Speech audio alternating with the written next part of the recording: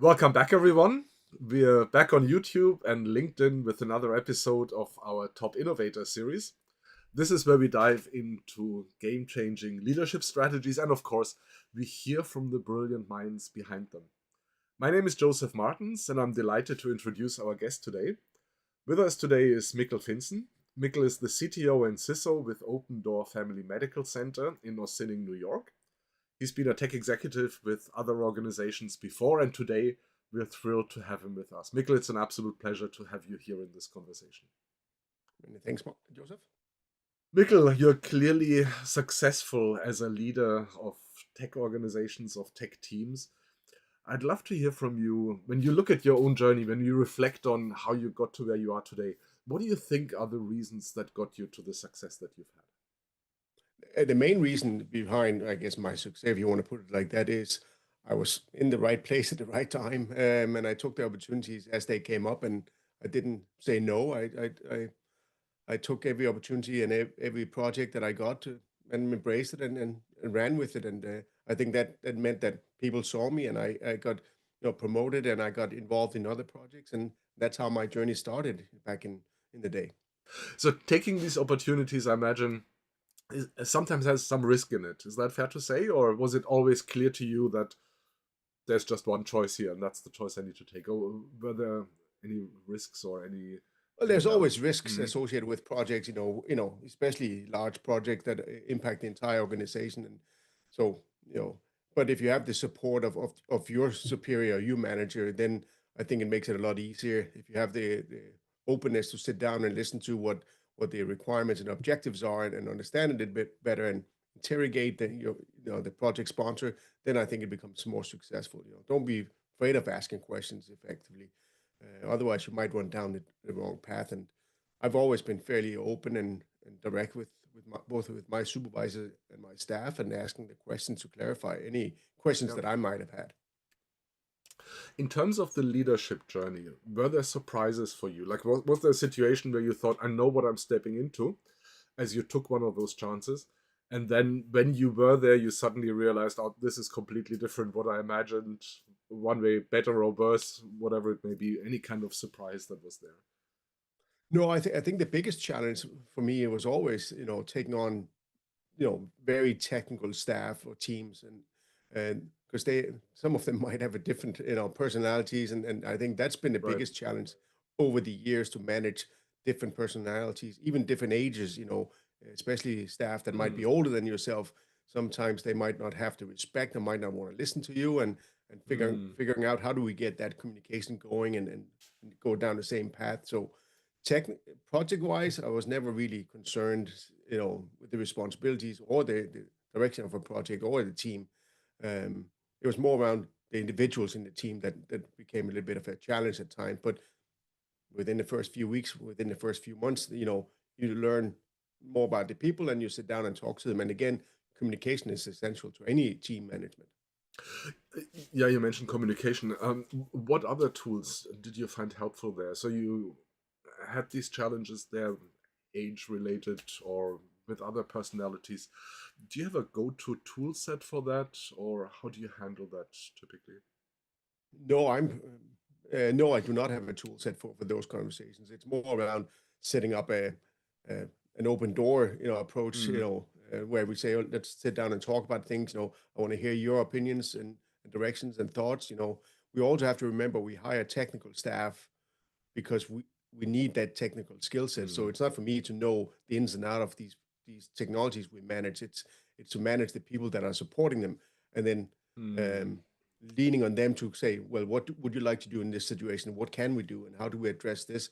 Get them more involved in the conversation and the project, to for them to take ownership and leading some of these initiatives. And I think that, at least for me, has worked very well in the past.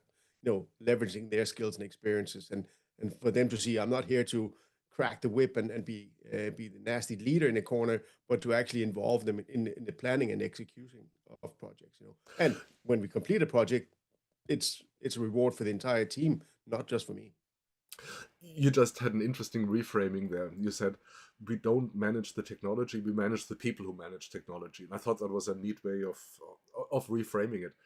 Was that always clear to you that this is the role that you? Well, listen, Mm. my background is interior design. So I used to do interior design in Denmark. So for me, going into technology was a huge leap. And I was just, as I said, at the right place at the right time. And that's how my Wow. journey started back in the tech days in Ireland when the Celtic Tiger came in. And anyway, long story short. So for me, I always relied heavily on my people skills Mm. over my technical skills. Granted, my technical skills have, you know, significantly improved over the decades I've been Yep. working in IT, but I always rely on the tech people to help drive these projects forward and succeed. Oh, that's a fascinating shift. That's an absolutely fascinating shift and unusual. That's fair to say. Yeah, it's fair to say, and I get a lot of raised eyebrows when I mention it, but yeah, Uh huh. Yep. Let me take a look at your leadership journey from a different perspective. I imagine you had mentors, trusted advisors, role yep. models, people who were walking by your side. And when you look at what they shared with you or what you learned from them, what is something that still sticks with you? What is advice that you got or role model behavior that you took guidance from and that really was important for you on your journey? So one of my first real mentors was the senior partner or managing partner of KPMG Ireland, fascinating gentleman, um, and his wasn't really around technology at all. It was more around the people. Get involved with the people, knowing their names and participate in their lives to some extent. Something as small as knowing people's birthdays or their spouses' names. It always stuck with me, and it always helped me in my in the future. Um, we were a company of 1,800 people back then, and he pretty much knew everybody's name, and always Whoa. fascinating me. And but everybody had such a great rapport with him, and that's rubbed on me. On the flip side, my mentor in technology was our um, director or CIO for KPMG Ireland, and a fantastic individual who helped me reach into the technology world and then taught me, ways of reading, finding out, what materials to read, how much to read, and then start to challenge people a little bit on the Hmm. technical side as well. But not to be afraid of asking silly questions at times as well, because you need to make mistakes, but you need to learn from those mistakes and step up and say, okay, I screwed up here. Now I need to really, you know, get it under the hood here and understand better. And so that's both those two individuals have been fantastic in and I still in contact with my IT leader from Ireland. Yeah, got it. We talked about the past, what Yep. has brought you here. Let's shift and look at today. And this is not a question about organizations, titles, or anything like that. It's still about your growth. Yep. When you look at where you are today, what's a possible next step for you? Or what's an area where you feel I haven't quite arrived yet? There is still more room to grow. There is more that you want. What is that area? Oh, that's a tough question. I think where I am and where I have been for the last, couple of decades is I'm still in the weeds in the sense of the Hmm. technologies, the projects. No, I'm not saying micromanagement, but I like to be involved with the technologies and the projects, making sure it delivers against the objective. So where I want to be is almost being the true CIO of the organization, Hmm. saying I'm dealing with the stakeholders, with the boards, with the business strategy, and work with my senior directors to really let them drive the day-to-day operations of IT.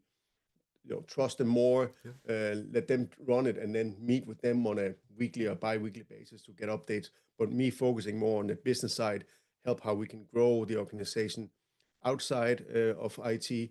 How can leverage technologies to really deliver the business objective much better than what we have today. That would be a significant step. Yeah, Yes. the way you describe it. What would need to happen for that? I think it's just trust, and Mm, just start delegating some of those activities and mm, taking the leap into that sphere. My boss in the current organization, she's super supportive, mhm. and I think she would welcome that change in the organization as well. So as we try to improve the organization, as we try to get more patients in, as we try to leverage AI and other technologies, I think she would value that. that kind of like partner in that journey as well. And Yep. I would value it as well, because now I can step away from some of the day-to-day stress and say, let these guys worry about it, and we can and then we can deal with it more strategically as well. I think that's the key word there. Absolutely. Now, when you look at your own leadership approach at the moment, or your leadership philosophy, just to use a grand word here, Yeah. is there a mantra? Is there a saying? Is there a way you could capture it somehow? Is there such a way how you could say, sort of in a bumper sticker format almost, this is how I lead? No, well, I don't know. It's people has always been what's helping me drive this success. It's the people around me and the teams that we built, and the Mm, culture that we built within the teams I've been part of, that has helped us being successful. And I think that's will continue to stay with me forever. Sometimes it lets me down because I trust people too much, and then I need to dive deeper into it, which is something I need to learn as well, and step away from. But the people have always been important to me. yep, Without the people and without the tech people around me, we wouldn't be where we are today in any of the roles I've been in. yep, absolutely. Now let's take a look into the future, Mikkel, and sort of speculate a little bit what might be in the future.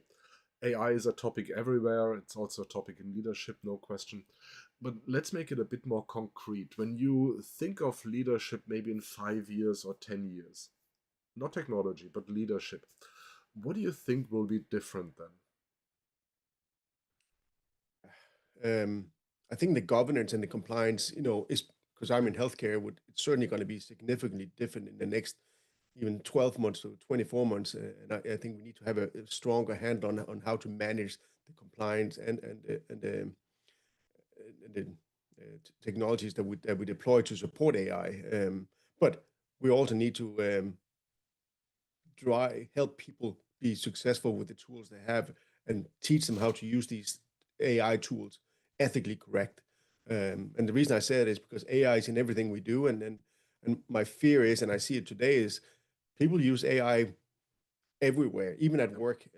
So there's shadow AI, and how do we get people, on the bandwagon and saying AI can be used ethically correct, but so be careful with how you interact with it, and the results you get out of it.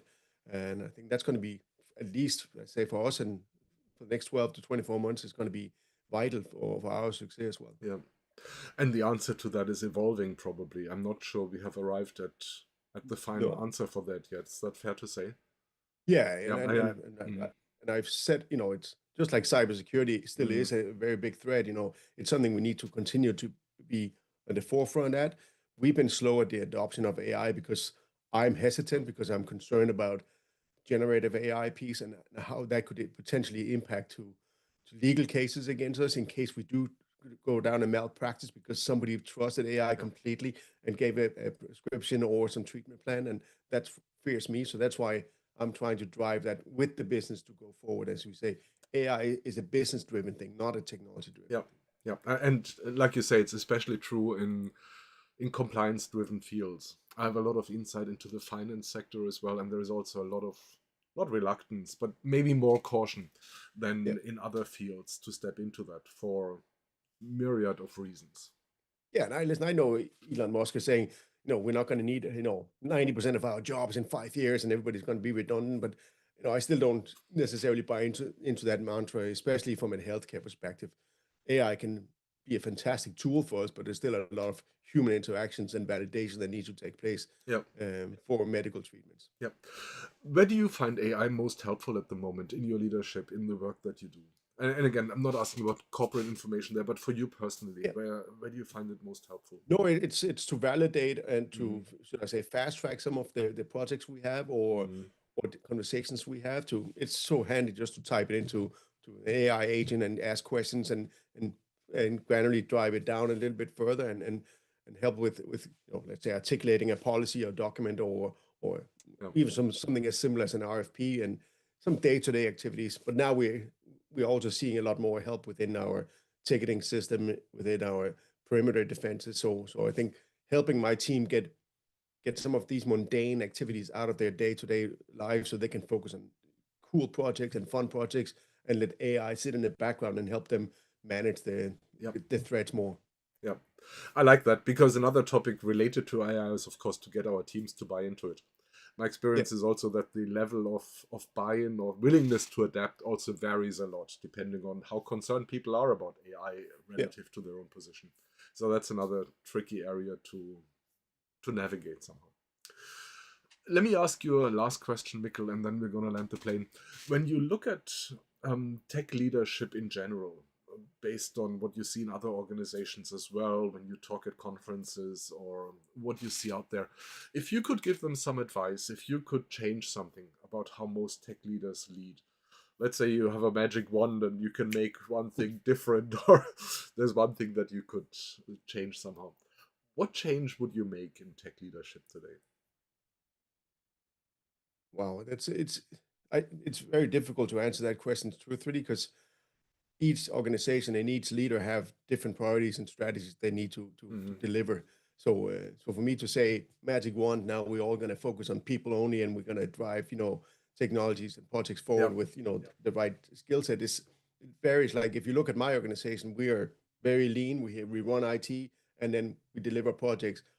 I see other hospitals and large organizations that have a significant AI and development cycle because they want to provide all these tools to their patients. And it's just with different levels and different Yeah. budgets. So it's very difficult for me to say. I will say, be more cautious with AI and don't just Hmm. jump on the bandwagon just because AI is a cool buzzword and stuff like it. It's probably a bit, controversial to say, but AI is cool, but and it's something we need to drive forward with. But as long as we do it with some sort of a compliance, ethical usage, and biased approach to AI, I think that would be great, and not just throw all your eggs in the AI basket. That would probably be my biggest advice. Got it. You know, Okay. Yep. so Cool. Mikkel, thank you so much. Been a real pleasure having you here in the conversation. Thank you. thank you, Joseph, for taking the time. To everyone else out there, make sure to like, share, and subscribe. Join us again for our next podcast. And most importantly, as I always say at the end, keep your brain cells active.